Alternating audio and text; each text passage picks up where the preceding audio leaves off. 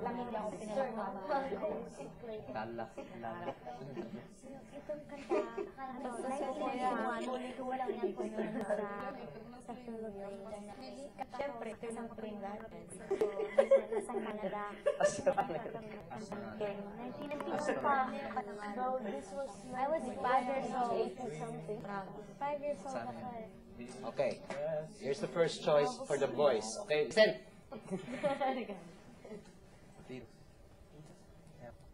Wow. I love it. I'm my mom. Oh, my mommy. Okay, but not the Elton John version. I want to hear the Davy version, the Ivan version, and the Dolph version. Sorry, stop. Erase. Okay, the next is...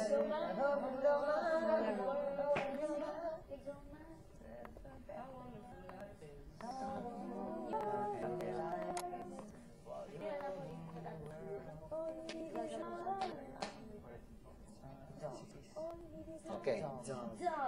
Dog. This is the other one you can sing. No! My God!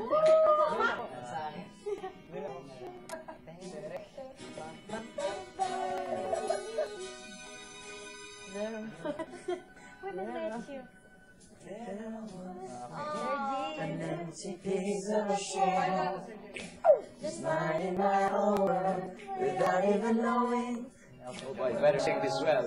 Headmaster loses grace. And you came, you brought me out of the shell. Okay, enough. Okay. To me, Thank you, Ben. oh, I knew you. Ang ganda ng Panaboit mo? Ano? Ang Panaboit. Yeah, try this rather pudgy version of that. So, you know what to do, okay, for the next time. I'll be back with you on Tuesday. Okay. Okay, I'm going to give the lyrics, the songs to you. Girls, you have a choice, either Araw Gabi or Eternal Flame. Araw gabi, araw gabi. Okay, whatever, okay. And then the boys, you have a choice of either your song of Elton John or When I Met You of Apple. Okay? But with this exercise, it's just pure voice. Kasi the whole point of what I'm trying to tell you tonight is, people will always judge you. Ang tao talaga laging may opinion sa inyo. Okay? Ipapackage kayo sa kung ano-anong kasuotan dahil kailangan ibenta kayo. Eventually kasi, ito yung masaya at ito rin ang masaklap kapag naging professional sa'yo. Nagiging produkto kayo. Di ba? Produkto kayo. Produkto kayo. Benta ng albums, produkto kayo na magpe-perform on stage. Pero mas mahalaga, nasa ilalim ng produktong yun, kilala nyo ang inyong sarili. Dahil kahit anong bentang gagawin sa inyo, kapag hindi ang tunay na kayo ang nakikita ng tao, hindi kayo matatanggap. At saka, pinakamahalaga is, mahalin ninyo kung anumang gifts at talents ang ibinigay sa inyo ng Panginoon.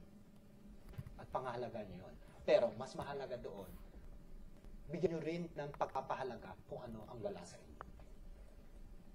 It does not mean that if you cannot please everybody, that you're such a bad person or such a bad artist.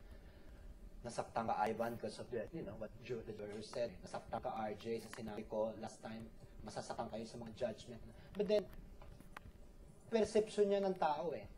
Ang mahalaga is, pulutin ninyo kung ano yung perception ng tao at i-digest niyo sa inyong sarili kung paano mas magiging magaling kayo sa inyong ginagawa.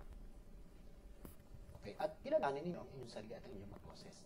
Next time, ang rule of thumb lang natin, walang plahan, Tsaka, huwag muna mag-experiment. Ay, una, wala na munang kulot-kulot. Okay? Wala na munang kulot-kulot. Notice yung mga kantang na pinili ko is very, very, very relatively simple. Eternal Flame, medyo may mga hibirit na mga ano yun. Pero they're relatively simple. Because ang mahalaga is iparinig ninyo nga ang boses ninyo. At ilabas ninyo nga yung damdamin ninyo na ina-attach dyan sa kantang yan. Which is madali. Okay? Napag-usapan namin ni Mr. Yogi na dadalas ko ang punta rito because every week pahirap na pahirap ang gagawin natin. Okay? Oo, after this simple exercise, mas i-up natin yung chance sa inyo. Okay? And what is important is, sana mas yung killer instinct lumabas. Yes. Sa kanta po, buong kanta po or verse at chorus nung po katulad nung dati po. Nasa sa inyo yan. Kasi meron dyan sa mga kanta na sa gawing huli, ang gulpi de gulat, like Eternal Flame eh. Or when I Met You, nasa bandang huli, ang gulpi de gulat eh. I leave the choice up to you. If you can, ano yan? Acapella naman yun. Hindi. Sa, may CD rito na pwede nyo pag-practicean. Okay, so, i-adjust niyo doon. Okay, i-adjust niyo. But usually yan, it's the standard karaoke, videoke arrangement eh. Okay, so, adjustable yan. Hindi naman impossible voice range ang ano dyan eh.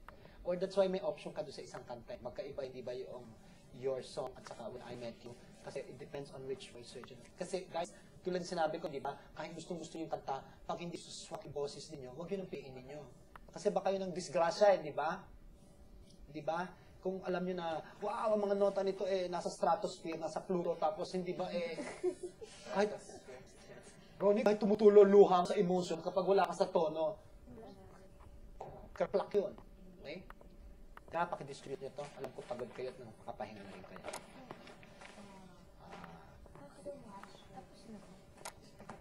Meron dito nasamang isa na pinagyan ko kasi this is one song na sana pakakanta ko, birthday song.